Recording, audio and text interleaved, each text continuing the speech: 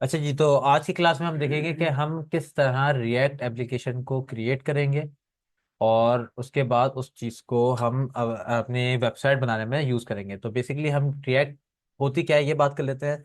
तो react JS basically एक JavaScript का एक फ्रेमवर्क है जो आपको एसपीए बनाने में मदद करता है। तो what is SPA? SPA is a single page application which is used only one page to show your website by using dynamic contents or dynamic components of your website या और योर वेबसाइट पेजेस। तो आपके different website pages के जो content है वो आपके एक ही फाइल में आके रेंडर हो रहा होता है और आपके दिख रहा होता है। तो इस तरह आपके पेज रिफ्रेश भी नहीं होता, काफी ज्यादा यूजफुल भी होता है, प्लस हमारी जो वेबसाइट है वो काफी लाइट वेट हो जाती है और फास्ट हो जाती है। तो इसलिए हम इसको यूज करते हैं रिएक्ट को। तो आइए, तो हम एक पहले फोल्डर क्रिएट कर लेते हैं यहाँ पर। तो मैंने यहाँ पे कंट्रोल शिफ्ट एन से एक फोल्डर क्रिएट कर लिया है और यहाँ पे बना देता हूँ। मैं रिएक्ट के नाम से फोल्डर क्रिएट कर रहा हूँ। मैं रिएक्ट के नाम से मैंने फोल्डर बना लिया, उसके अंदर आ जाता हूँ। अच्छा, इस चीज के लिए सबसे पहले आपके पास नोड डॉट जेएस का इंस्टॉल होना जरूरी है। तो मैं नोड डॉट जेएस मेरे पास ऑलरेडी इंस्टॉल्ड है। देखने के लिए मैं यहाँ पे विंडो आर प्रेस करूंगा और सीएमडी लिख देता हूँ। सीएमडी पे मैं यहाँ पर आने के बाद सिंपल बोलूंगा कि भाई नोट स्पेस हाइफन वी, ये चेक करने के लिए कि मेरे पास नोट है या नहीं। तो मेरे पास देखें नोट मौजूद है, उसका वर्जन 20.17 आ रहा है। अगर मेरे पास नोट नहीं होगा तो सिंपल मैं क्रोम पे जाऊंगा, अपने यहाँ पर आके मैं सिंपल सर्च करूंगा नोट डॉट जेएस डाउनलोड और नोट डॉट जेएस डाउनलोड। और यहाँ पर आके मैं अपने पहले लिंक पे जाऊंगा, सिंपल यहाँ पे प्री बिल्ड इंस्टॉलर पे चले जाऊंगा। प्री बिल्ड इंस्टॉलर पे मैं यहाँ पे आके एलटीएस वर्जन सेलेक्ट करूंगा, अपनी विंडोज सेलेक्ट करूंगा और अपना बिट सेलेक्ट करूंगा। 64 बिट की मेरी विंडोज हुई हुई है तो मैंने वो सेलेक्ट कर लिया और यहाँ पे डाउनलोड पे क्लिक कर दूंगा। जैसे ही आपकी फाइल डाउनलोड हो जाएगी तो आप इसको इंस्टॉल करके अपने पीसी में एक्टिवेट कर लोगे। तो फिर वापस आया था अपने प्रोजेक्ट पे और यहाँ पे मैंने चेक भी कर लिया कि मेरे पास नोट जेएस हुआ है। तो मैं रिएक्ट अपने फोल्डर पे आया और इसको मैंने सीएमडी पे ओपन कर लिया। इसको मैंने किस पे ओपन कर लिया? सीएमडी पे ओपन कर लिया। और मैं एक काम करता हूं, मैं इसको अपने वीएस कोड पे ओपन कर लेता हूँ। तो कोड स्पेस डॉट, तो मैंने अपने रिएक्ट का फोल्डर को अपने वीएस कोड में ओपन कर लिया है। ठीक है, तो अब मैंने आपको पहले बताया, चले अब दोबारा बता देता हूँ कि सीएमडी और इसके अंदर वीएस कोड के अंदर होता है टर्मिनल। ये दोनों एक ही चीज है। जो मैं सीएमडी में कमांड लिख सकता हूँ वो टर्मिनल में भी लिख सकता हूँ। तो इसलिए मैं फोल्डर को ओपन करा लिया मैंने सीएमडी में और मैं यहाँ पर टर्मिनल पे कमांड्स लिखूंगा। मैं न्यू टर्मिनल ओपन कर लेता हूँ और इसकी शॉर्टकट की है कंट्रोल प्लस बैकटिक्स, जो आपके टैब के ऊपर सैम्बल होता है एफोट्रॉफी का, उसको बैकटिक्स कहते हैं। तो हम वो भी यूज कर सकते हैं। जहां पे मैं अपनी कमांड लिखूंगा जो कि है मेरे पास नोट पैकेज मैनेजर यानी npm space create space white at the rate latest, और यहां पर मैं एंटर प्रेस कर दूंगा। यहाँ पे जैसे ही मैं एंटर प्रेस करूंगा तो वो मुझसे पूछेगा भाई प्रोजेक्ट का नाम क्या है। अगर मुझे इस रिएक्ट के फोल्डर के अंदर प्रोजेक्ट बनाना है, दूसरा फोल्डर चाहिए मुझे, तो मैं यहाँ पे नाम दूंगा। वरना मैं इस नाम को हटाऊंगा और सिंपल लिख दूंगा डॉट फॉरवर्ड स्लैश। अब मेरी जो फाइल्स हैं वो इसी रिएक्ट फोल्डर में आ जाएंगी, यानी ये रिएक्ट फोल्डर ही मेरा मेन फोल्डर बन जाएगा। इसके अंदर कोई नया फोल्डर बन के नहीं आएगा, इसी के अंदर ही मेरी सारी फाइल्स आ जाएंगी। मैंने कहा डॉट फॉरवर्ड स्लैश एंटर। अब वो मुझसे पूछ रहा है पैकेज का नाम रिएक्ट है, मैंने कहा यस। यहाँ पे आता हूँ, मैं रिएक्ट सेलेक्ट करता हूँ यहाँ पर आके और प्लस यहाँ पे आके मैं सिंपल जावास्क्रिप्ट यूज कर लूंगा। तो मेरे पास देखें मेरे रिएक्ट के अंदर ही सारे फोल्डर्स बन के आ गए। अब मुझसे ये सिर्फ दो चीजें मांग रहा है, एक है npm इंस्टॉल और दूसरा है npm रन डेव। तो मैं पहले npm इंस्टॉल करूंगा। ये क्या करेगा, ये मेरी तमाम पैकेजेस जो रिएक्ट के लिए जरूरी हैं जो पैकेज डॉट जेसन में है, देख रहे हैं यहाँ पे पैकेज डॉट जेसन में जितने भी ये पैकेजेस हैं, इन सबके वर्जन्स वगैरह लिखे हुए हैं, इन सबको इंस्टॉल करवा देगा और यहाँ पे एक फोल्डर क्रिएट कर देगा नोट मॉड्यूल्स के नाम से। ये जितने भी पैकेजेस यहाँ पे शो हो रहे हैं इन सबको ये इंस्टॉल करवाएगा। जैसे ये इंस्टॉल हो जाता है मैं आपको दिखाता हूँ कि मेरे पैकेजेस किस तरह आ रहे हैं यहाँ पर। और उसके बाद हम इसको रन डेव से इसको लाइव कर देंगे ताकि मेरे तमाम काम मुझे दिख सके। तो ये बस थोड़ा सा टाइम लगेगा, ये डिपेंड करता है कि आपकी इंटरनेट स्पीड कितनी है। मेरे पास नोड मॉड्यूल्स आ गया। अब जैसे देखिए यहाँ पे मुझे ऐसे दिखा दिया है कि मेरे पास 264 पैकेजेस ऐड हो गए हैं और मेरे काम हो गया और ये वापस रिएक्ट टर्मिनल पे आ गया है।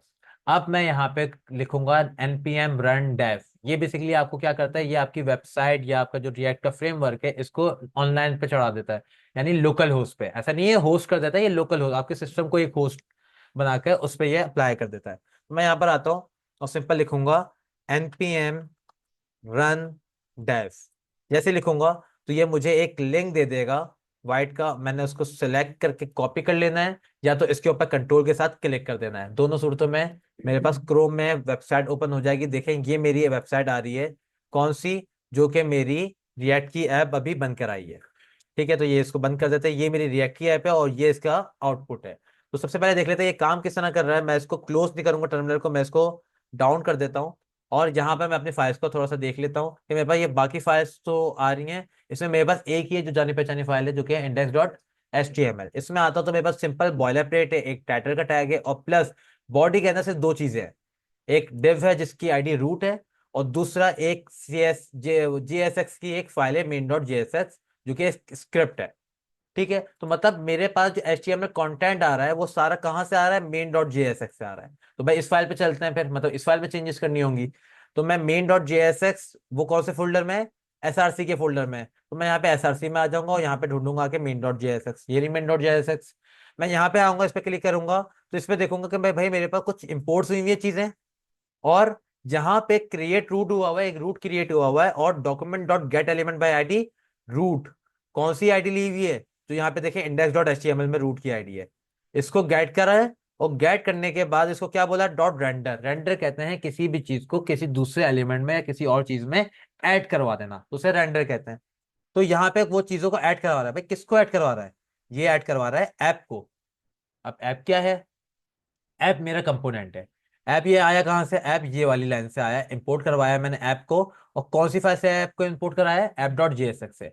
मतलब मेरी मेन फाइल तो index.एच टी एम एल है, इसके अंदर कोड आ रहा है main.jsx से, और main.jsx से कोड कौन कहाँ से आ रहा है, app.jsx से। मतलब app.jsx में जो भी कुछ लिखा हुआ है वो main.jsx में जा रहा है, और वहां से index.html में जा रहा है। ये बेसिकली एक पूरा पाथ बना हुआ है।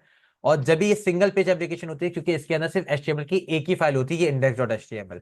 बाकी सारा कोड मेरा .jsx की फाइल में होता है, वो उठ के मेन में आएगा, और मेन से उठ के वो किस में आएगा, index.html में आता रहेगा, और मेरी सिंगल पेज बरकरार रखेगा।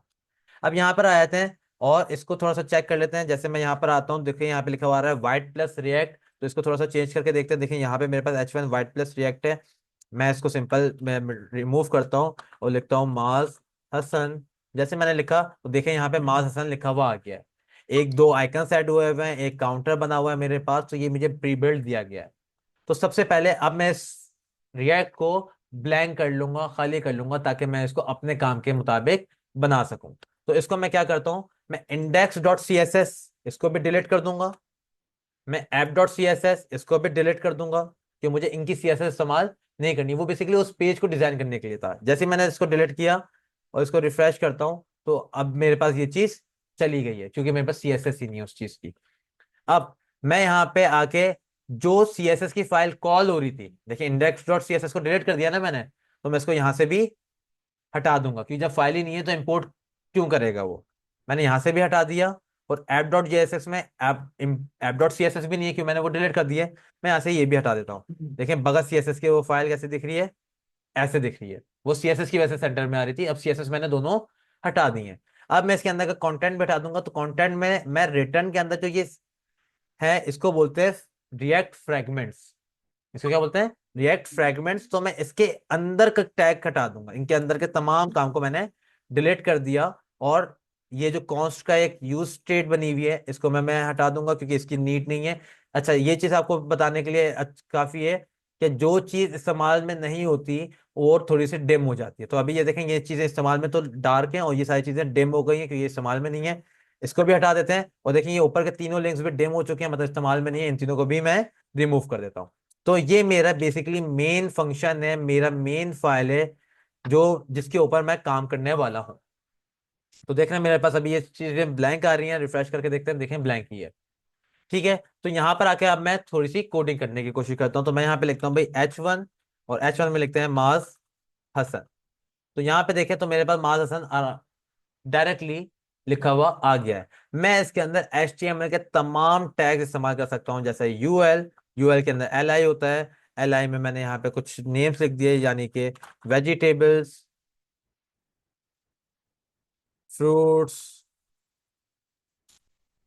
बेवरेजेस और डेयरी आइटम्स। जो चीज मैं यूज करूंगा, जो जावा, जो HTML के नॉर्मल टैग्स हैं, बिल्कुल सेम उस तरह यूज करूंगा। कोई भी एक्स्ट्रा चीज नहीं है, कोई भी यूनिक चीज नहीं है, कोई भी न्यू चीज नहीं है। आप HTML CSS सीखते हुए आ रहे हैं, आपके लिए बिल्कुल इजी रहेगा। बस आपका इन्वायरमेंट आपको बस याद रखना है, आपको फ्लो याद रखना है। बाकी सिंपल रिटर्न के इस फ्रेगमेंट के अंदर आप समझ लें, आप HTML के बॉडी के टैग के अंदर है।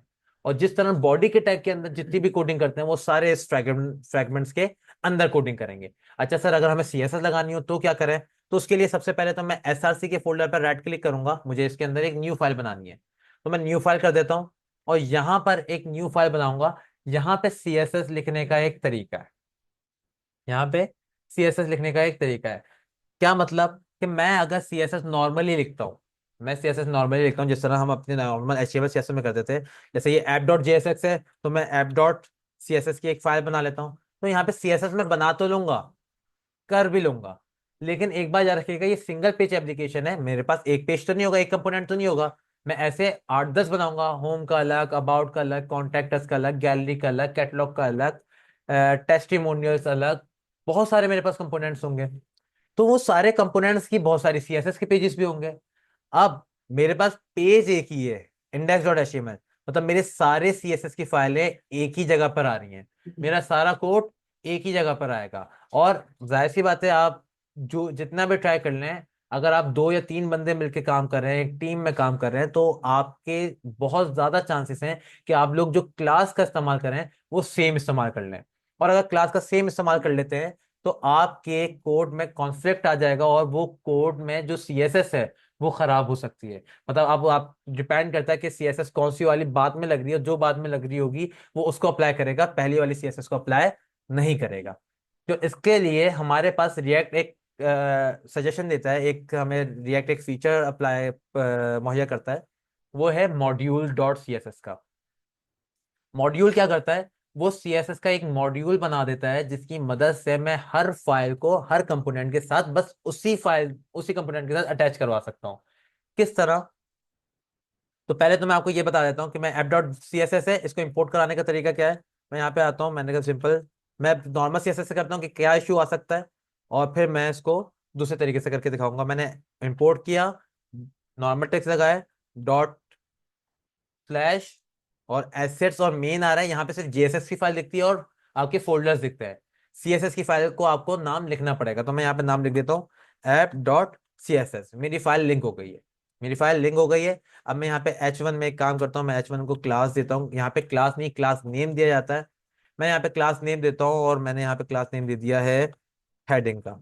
मैंने हेडिंग का क्लास नेम दे दिया। app.css में आता हूँ, और यहाँ पे मैं डॉट हेडिंग करके पुकारूंगा, curly bracket open and close. और यहां पर आके मैंने सिंपल क्या कर दिया, कलर रेड। मैंने क्या कर दिया, कलर रेड। यहाँ पे आके देखता हूँ तो मेरी देखें हेडिंग का कलर क्या हो गया है, रेड हो गया है। अब ये नॉर्मल CSS है, जाहिर सी बात है मैं एक काम तो करूंगा नहीं, मैं एक कंपोनेंट तो बनाऊंगा नहीं, मैं कॉन्टैक्ट भी बनाऊंगा। चलो मैं इसको एक काम कर लेता हूँ, मैं हेडिंग में index.html को खत्म करते हैं, main.js के भी काम नहीं है। मैं app.js में ये हेडिंग है ना, इसको कर देता हूँ, ये मेरा होम पेज है। तो होम पेज, ठीक है। मैं यहाँ पे एक SRC में, कि SRC में काम कर रहा हूँ, तो SRC में राइट क्लिक करके एक न्यू फाइल बना लेता हूँ। अब मैं दूसरा कंपोनेंट बना रहा हूँ, अब मैं दूसरा कंपोनेंट बना रहा हूँ दूसरे पेज के लिए, दूसरा काम करने के लिए। मैं यहाँ पे उस पेज का नाम लिखूंगा, यानी contact.jsx में कॉन्टैक्ट का पेज बना रहा हूँ। तो .jsx लिखना जरूरी है, क्योंकि यही आपकी कंपोनेंट का क्या है, एक्सटेंशन है, JSX। सही है। तो मैंने यहाँ पे लिख दिया, इसका कंपोनेंट बना लिया। अब मैं इसका फंक्शन बना लेता हूँ, यहाँ सिंपल सा app.jsx में आए, और पूरे इस कोड को कॉपी करें, contact.jsx में आके पेस्ट कर दें। आप इस फंक्शन देखें, ऐप की फाइल थी तो ऐप का फंक्शन था, कॉन्टैक्ट की फाइल है तो कॉन्टैक्ट का फंक्शन होगा। मैं यहाँ पे डबल क्लिक करता हूँ, और यहाँ पे कॉन्टैक्ट लिख दूंगा। बस ये एक चीज का ख्याल रखना है कि यहाँ पे आपका जो नाम लिखोगे उसका फर्स्ट वर्ड क्या होगा, कैपिटल होगा। वजह बताऊंगा मैं इंशाल्लाह, जब इसका काम करेंगे हम नेक्स्ट वीडियो में, तो हम आगे के इसकी बात कर लेंगे। तो अभी आप ये बस देखें कि हम जब कंपोनेंट बनाएंगे, कोई फंक्शन बनाएंगे, तो उसका फर्स्ट वर्ड कैपिटल रखेंगे। तो अभी ये कॉन्टैक्ट डॉट जेएसएक्स में मेरे पास फंक्शन बन गया है कॉन्टैक्ट का। अब यहाँ पे मैं एक हेडिंग लेता हूँ और इसका नाम क्या रख देता हूँ, कॉन्टैक्ट पेज। सही है, मैंने हेडिंग ली, कॉन्टैक्ट पेज रख दिया। यूएल में यहाँ से हटा देता हूँ, सिंपल H1 रहने देता हूँ, और मैंने ये रहने दे दिया। अब मैं क्या करता हूँ, मैं यहाँ पर दूसरी सी एस एस ऐड करता हूँ, यानी app dot C S S है ना। मैं यहाँ पे एस आर सी में राइट क्लिक करता हूँ, वो app dot C S S थी, ये contact dot C S S है। और यहाँ पर मैं app dot C S S में, वो sorry, contact dot J S X में किसका लिंक दूंगा, contact dot C S S का दूंगा, जो फाइल जिसके लिए मैंने बनाई है। ठीक है। अब H1 की जो स्टाइलिंग है contact dot C S S में नहीं हुई भी, ये कर देते हैं, dot heading curly bracket open and close, colour, इधर मैं कलर दे देता हूं ब्लू। इधर मैंने कलर क्या दे दिया, ब्लू। अब अभी बस मैं जो करने जा रहा हूँ उसको बस एक नॉर्मली वैसे देख ले शो कराने के लिए, मुझे बस क्या करना होता है, मुझे मेन डॉट जेएसएक्स में यहाँ पे ऐप कॉल हुई हुई है, यहाँ पे बस मैं कॉन्टैक्ट को भी कॉल करवा लूंगा। यहाँ पे मेरा कॉन्टैक्ट कॉल कॉल हो गया है, इसको क्लोज कर देते हैं। ये क्या है, कैसे करते हैं, उसके अंदर और क्या फीचर्स हैं, ये हम बाद में बात करेंगे नेक्स्ट वीडियो में इंशाल्लाह। लेकिन अभी हम बस ये देखना चाह रहे हैं कि सिंपल सीएसएस से क्या फर्क पड़ता है। अभी देखिए मेरे पास दोनों पेज दिख रहे हैं। ये ऊपर वाला जो कंटेंट है ये मेरे होम पेज वाला है, और ये नीचे वाला जो कंटेंट है ये मेरे कॉन्टैक्ट पेज वाला है। दोनों का कलर क्या आ रहा है, ब्लू आ रहा है। जबकि मैंने यहाँ पर app dot C S S में तो रेड कलर दिया हुआ है हेडिंग को, app dot C S S में रेड कलर दिया हुआ है, और मैंने यहाँ पे ऐप डॉट जेएसएक्स में सिर्फ app dot C S S enter करवाई है, contact dot C S S नहीं करवाई मैंने, contact dot C S S नहीं करवाई, app dot C S S कराई है, और app dot C S S में इसका रेड कलर है। तो यहाँ पर होम पेज तो रेड कलर का होना चाहिए। ये है कॉन्फ्लिक्ट करना। जब मेरी क्लासेस कॉन्फ्लिक्ट करेंगी तो मेरा जो नेक्स्ट कंपोनेंट होगा वो उसकी सीएसएस लगाएगा।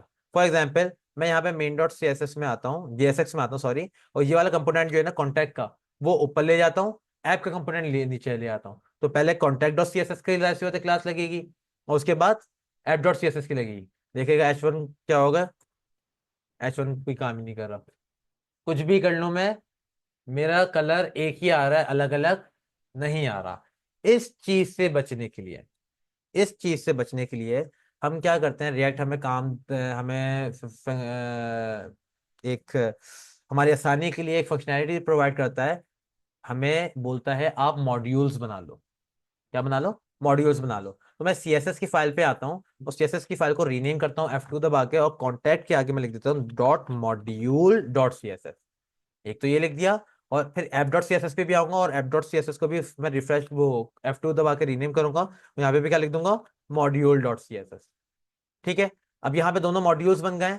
अब इनको पुकारने का थोड़ा सा तरीका दूसरा है, ऐप डॉट जेएसएक्स में आऊंगा, मैं यहाँ पे आके बोलूंगा इंपोर्ट, इंपोर्ट कराओ, और यहाँ पे मैं एक एलियास दूंगा। एलियास कहते हैं एक कीवर्ड को जिसके थ्रू आप फाइल को उसके अंदर लेकर आते हो। तो मैं यहाँ पे एक एलियास दे दूंगा, फॉर एग्जांपल ये कौन सी सीएसएस है, ऐप सीएसएस है, तो मैंने लिखा ऐप पेज, या होम पेज है तो होम पेज की सीएसएस है ये, होम पेज।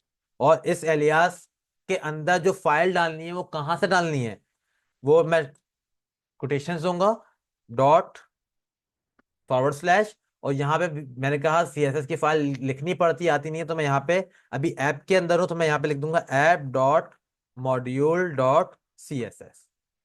ठीक है। इसी तरह मैं यहाँ पे इसको कॉपी करूंगा और कहाँ पे ले जाऊंगा, कॉन्टैक्ट डॉट जेएसएक्स में भी, और इसके इंपोर्ट की जगह मैं ये लिखूंगा, और यहाँ पे होम पेज की जगह क्या कर दूं, कॉन्टैक्ट पेज, और यहाँ पे ऐप डॉट मॉड्यूल की जगह क्या कर दूं, contact dot module, contact dot module. ठीक है। मेरी दोनों सीएसएस लग गई हैं।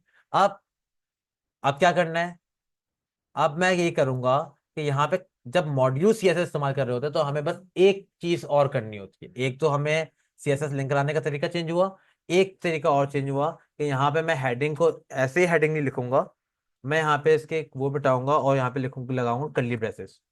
कर्ली ब्रेसेस के अंदर मैं लगाऊंगा backticks. Backticks basically apostrophe commas को बोलते हैं। मैं बैकटिक्स लगाऊंगा। बैकटिक्स के बाद मैं जब भी जावास की मुझे यूज करनी होती है तो मैं डॉलर कर्ली ब्रैकेट्स दोबारा ओपन करता हूँ। अब मैं यहाँ पे मेरे होम पेज की जो हेडिंग है, मतलब मेरे होम पेज की जो सीएसएस है, उसके अंदर कौन सी क्लास है, हेडिंग की क्लास है। तो मैं यहाँ पर क्या करूंगा, मैं ऐप डॉट जेएसएक्स में आऊंगा और यहाँ पे बोलूंगा मेरा app dot C S S app dot module dot C S S का जो टोटल काम है वो किसके पास आ गया है, होम पेज के पास आ गया है। तो मैं यहाँ पे लिखूंगा होम पेज डॉट, और यहाँ पे मैं वो क्लास लिख दूंगा जो मुझे क्लास लिखनी है, बस। अब मैं जब भी सीएसएस यानी क्लास लूंगा किसी भी टैग में, मैं बस ये पूरा कोड लिखूंगा। उसके अंदर बस मेरे मॉड्यूल का नाम होगा जो मेरा इंपोर्ट करवाया है, और उसके आगे डॉट के बाद मैं जो क्लास रखना चाहूँ वो नॉर्मल रखूंगा, और वहां पे आके सीएसएस भी नॉर्मली करूंगा, कोई इजाफी कोई एक्स्ट्रा चीज नहीं होगी। यही काम मैं कॉपी करता हूँ, कॉन्टैक्ट पे लेके जाता हूँ। क्लास नेम की जगह मैं यहाँ पे इसको हटा के इसको ये करता हूँ, और यहाँ पे होम पेज की जगह क्या रखूंगा मैं, कॉन्टैक्ट पेज की। यहाँ पे क्या है, कॉन्टैक्ट पेज है।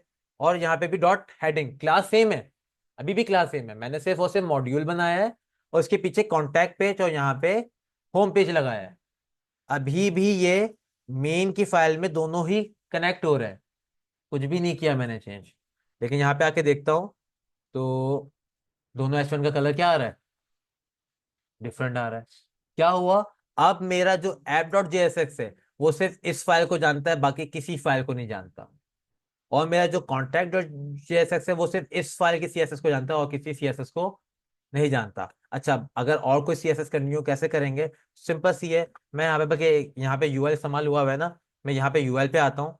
और हम याद होगा कि यूएल को हम नेविबार में यूज करते थे तो हम डिस्प्ले फ्लैग लगाते थे, वो काम करता है। तो मैं यहाँ पर आया, मैंने कहा भाई क्लास नेम, बिल्कुल इसी तरह class name, curly braces, backticks, dollar sign, दोबारा कर्ली ब्रेसेस, ये मेरा एक तरीके से सिंटेक्स हो गया। इसके बाद सबसे पहले मैं अपने मॉड्यूल का नाम लिखूंगा जो कि मेरा क्या है, होम पेज। मैंने उसे अपने मॉड्यूल का नाम क्या दे दिया, होम पेज कर दिया। और डॉट, अब मुझे ये करने के बाद अब मैं जो क्लास देना चाहूँ वो क्लास दे दूं। यूआईएल को बेसिकली मैंने दे दिया नैव आइटम्स। नैव आइटम मैंने क्लास दे दी जो मुझे देनी है, नैव आइटम्स जो मैंने क्लास यहाँ पे दी है। इसी को यहाँ से कॉपी कर लूं और कहाँ पे ले जाऊं, ये कौन सी फाइल है, ऐप डॉट मॉड्यूल, तो मैं app dot module dot C S S पे आऊंगा, नीचे आता हूँ, डॉट, वो जो कॉपी करके लाया हूँ यहाँ पे मैं उसी तरह जैसे नॉर्मल सीएसएस में डॉट के साथ अपनी क्लास को पुकारता था, यहाँ पे बिल्कुल वैसे पुकारूंगा। यहाँ पे कोई चेंजेस नहीं है, सिर्फ चेंजेस कहाँ होगी, जीएसएक्स में हो रही है। यहाँ पे सिंपल मैंने पुकारा, curly bracket open and close, D flex, sorry मैं बूटस्ट्रैप पे आ गया, display flex, justify content, centre, align items, centre. मेरा डिफ्लेक्स काम कर रहा है।